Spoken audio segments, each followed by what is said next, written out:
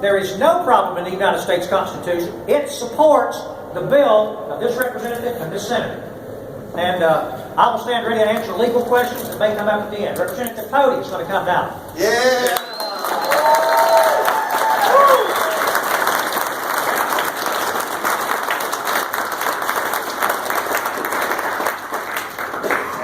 Let me bring up Senator Beavers as well. Would you come up and stand by me? Thank you.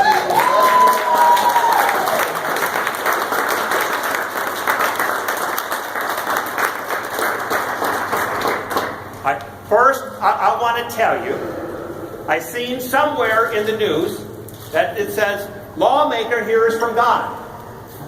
All right?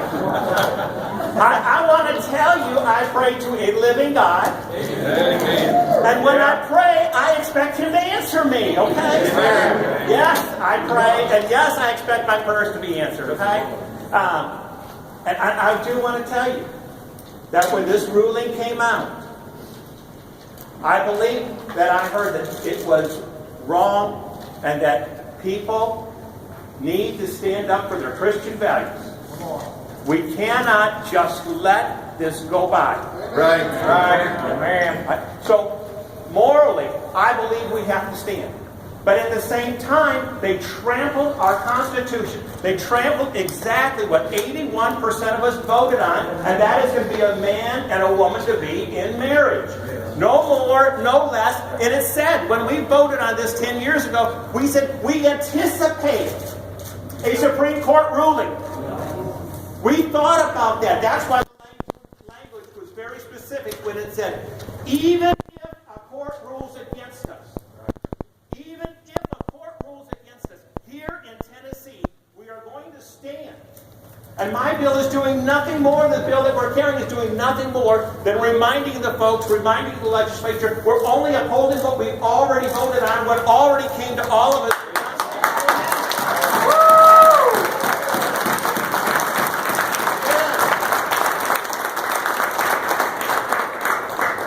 I will tell you, now is the time to act. We want to make sure our voices are heard.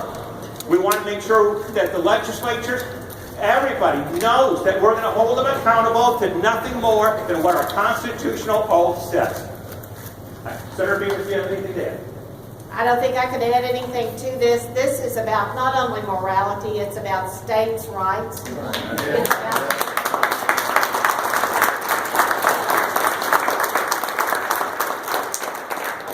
so many issues that the federal government does not have any business getting into. That's right. Yes. Thank you for coming today. All right. Praise the Lord.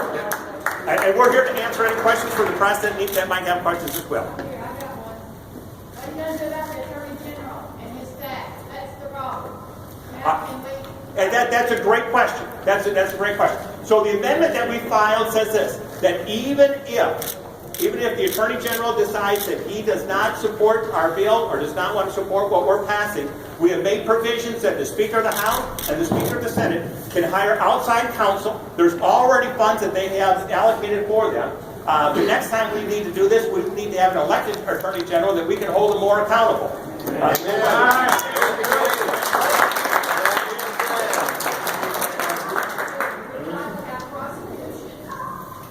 Amen. All right. I know that if you go to some of our offices, we got people, you can see who's on the committees. Let them know. Let the legislators know how you feel about this bill. And that makes a difference. Legislators listen to the people. So we would really hope that you can get to the legislators and get them to listen to what you have to say on this bill. All right. Anything else?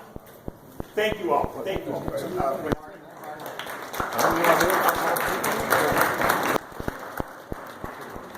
Are you concerned about the $8 billion fiscal loan?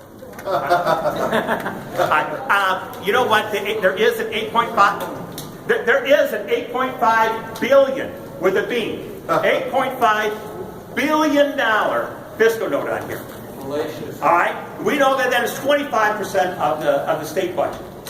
All right. For people that know me, I have got to be, and Senator Beavers, we are some of the most fiscally conservative people up here. All right. That note, we don't believe is a real note. We're going to have to deal with that when we get to the Finance Committee. But we also know that if we don't do something,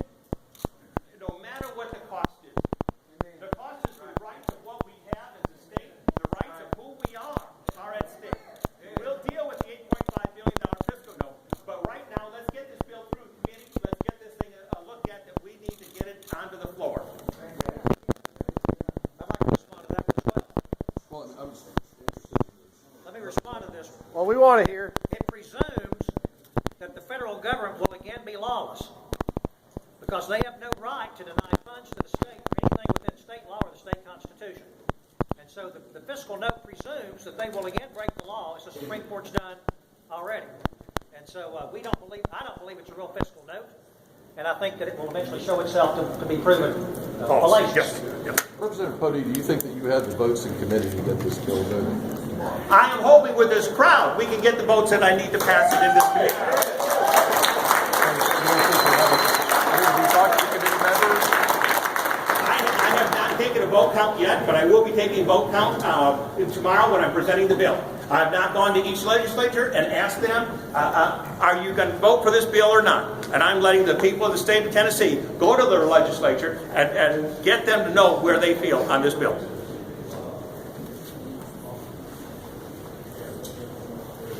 Any other questions for the press? Aye. Can I address the fiscal note? There are several Supreme Court decisions that say that the federal government cannot pass a law and then commandeer our state to implement that law or to pay to implement that law.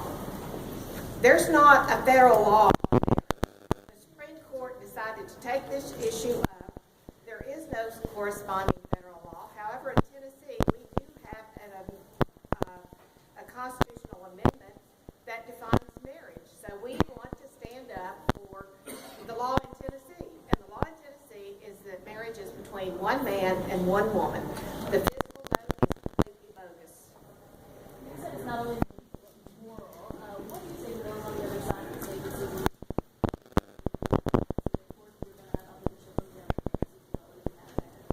We expect some opposition.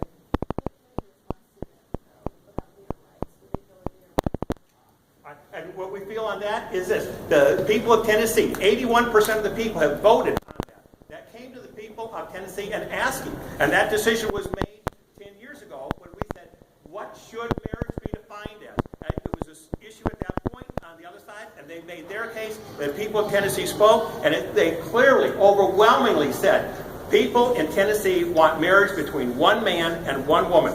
The people on the other side, there's other states that they're welcome to go to, whatever, but in Tennessee, we want it to be one man, one woman.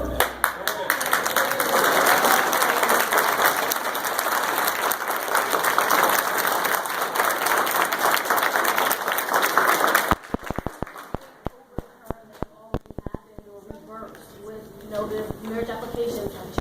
How do you reverse that if things go through? That's a great question. The courts have made a real mess.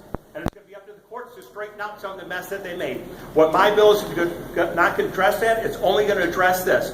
That we're going to go back to the point that we said marriage is between a man and a woman, and that's what we're going to stand on. The courts are going to have to work out all the other issues that they created. That wasn't a mess that we made. That was a mess that they made. You know what? Courts cannot make law. There you go. There you go.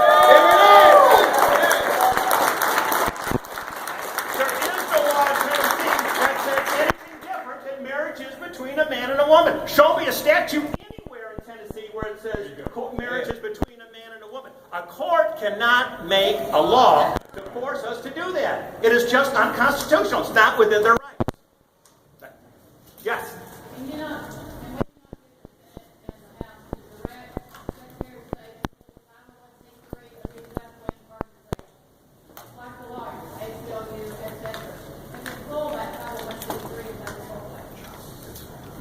Well, I'm sure the Secretary of State would have authority to do some of those things, and I'm not sure what they're going to do at that point.